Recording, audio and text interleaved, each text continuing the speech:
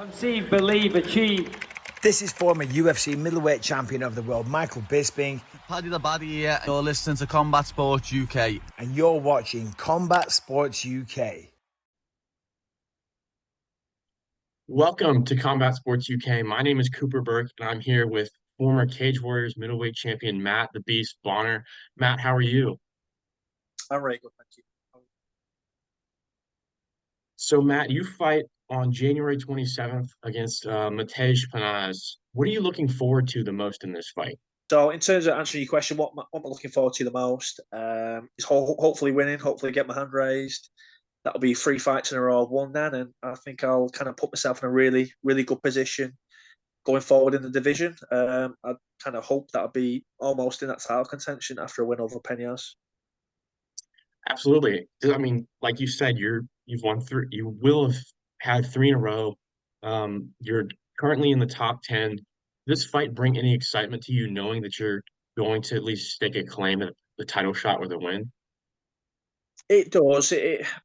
I'm quite good at handling the pressure, and like you said, a win over Penaz does kind of catapult me up to the top of the rankings. A little bit of a muddy division at the moment in terms of now we've got an interim champion, Kinsel, who is the undisputed champion. He's got an orbital injury, I believe. He's fractured his eye.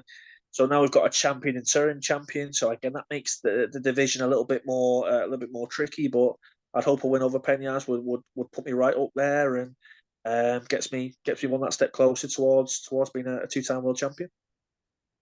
Absolutely. Have you focused on anything different in your camp so far for Penaz? I would say the only thing that would be slightly different is that there's more an emphasis on obviously Penaz is a southpaw, so he's right foot forward, where I'm left foot forward. So there's a few little tricks and whatnot that we've worked into training camp, but I'm very much of the belief of I want to focus on my own skills. I want to get myself better. Let's not focus too much on who your opponent is and what your opponent brings, and focus more on just improving my overall skill set. Yeah, that's a great point. Like you said, there's that clash of styles. There was a clash of styles in the last fight too. You fought a guy who was a fantastic striker. You're a great striker in your own right. But did it feel good being able to kind of time your shots and your entries well against Akipa, who was a huge threat on the vertical transitions with the knees and elbows up the middle? Yeah, it was, and you're right in what you're saying. He had 61 kickboxing fights. He won 49 of those. On paper, he was the most dangerous striker I'd gone against at that time, and I think there's very much parallel with Penaz. They don't fight the same, but Penaz again, he's good left knee down the middle. He's got huge long arms. His arms are about as long as my legs. I think that's the main kind of thing he's got on his side. His main dangerous attribute is that he can punch you from so far away. But I very much think the win over Akipa, and certainly the third round where I was out striking Akipa, that's seen me growing in confidence as a fighter, and that's going to see me go in with a really good mentality next week when I fight Penaz. It's a lot of people I think see this as Matt Bonner's the wrestler, Penaz is the striker. And I see myself as I'm an MMA fighter. I'm quite well versed. I've got a lot of finishes on the feet, got a lot of finishes on the ground.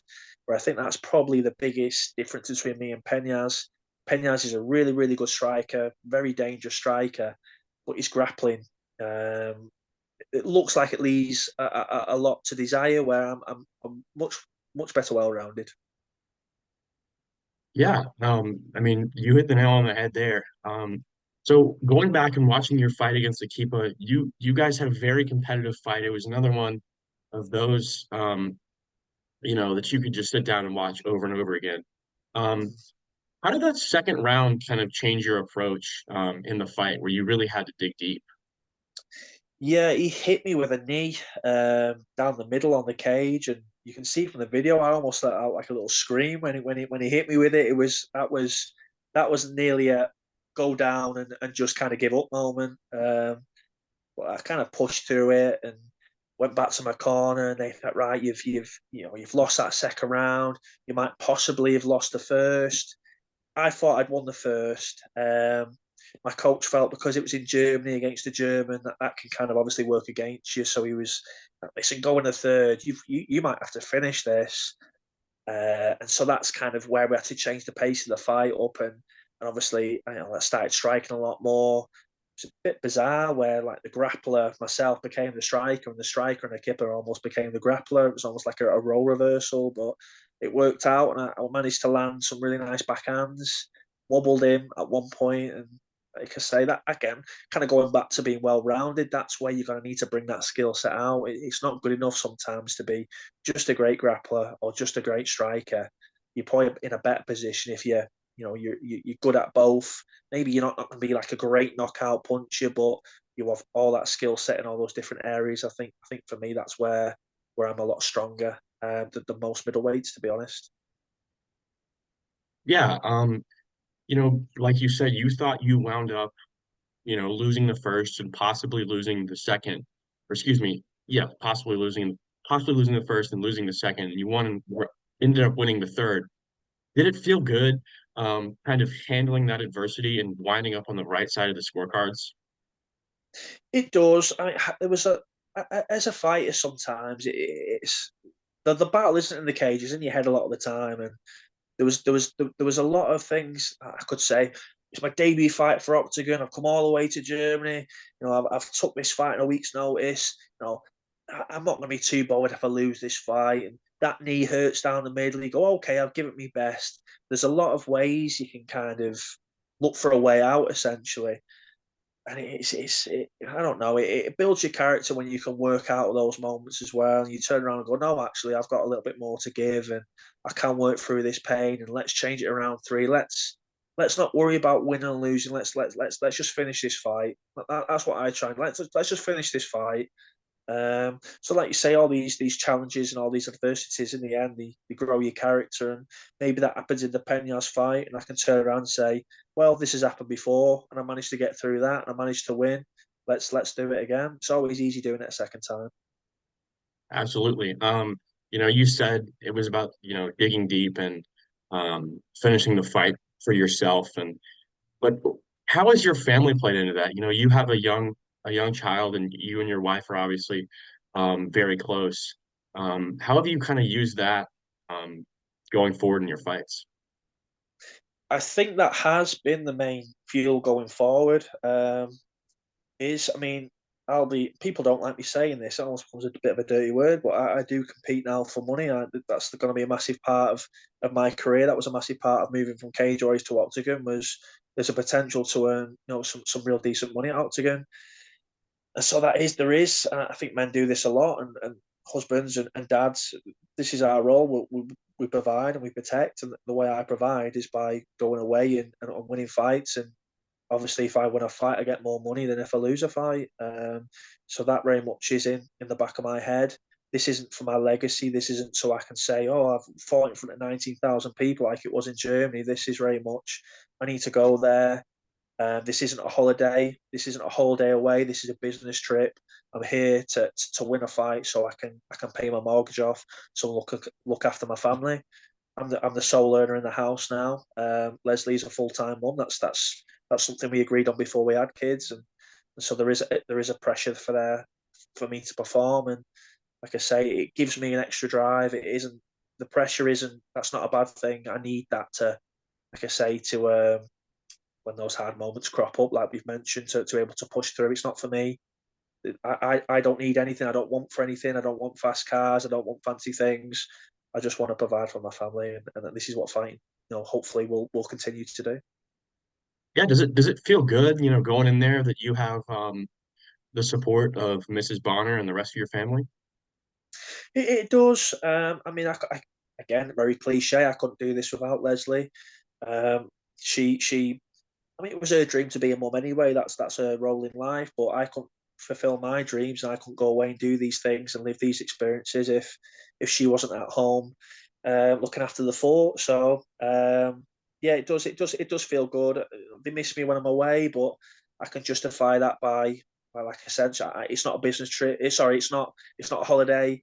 It's not a nice experience. It's not ticking anything off the bucket list. It's a job, and that's what gets me up to fight, and that's what gives me the fuel continue to do this against absolute killers. Yeah, for sure. You mentioned that you recently moved from Cage Warriors to Octagon. How has that transition been, being that they're kind of running in parallel circles in Europe?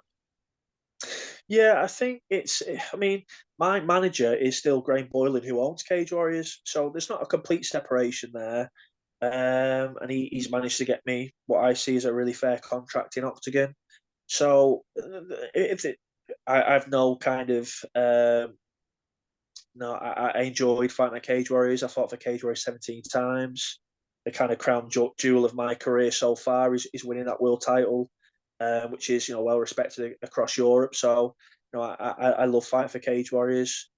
I think for me there was a few things. Certainly getting older. I'm 33 now. I want to earn some money again for what we've already stated, and I want to kind of get myself out of my comfort zone as well. I want to fight in front of these massive crowds. And what's going to do a good job of pushing the fighter and making the fighter a bit of a star. You do press conferences and you give you the mic after a fight and whatnot, and that's something that these other organisations might not do. So it was very much a kind of a now or never. I can be really comfortable and really happy fighting on Cage Warriors for the rest of my career, and it was a privilege to fight on Cage Warriors. But let's see if we can change it up. Let's try something new before it gets too late. Yeah, absolutely. I mean, like you said, you've fought countless times in Cage Warriors. But your first fight in the Octagon was in Germany. How does it feel to go back a little bit closer to home and fight in Newcastle?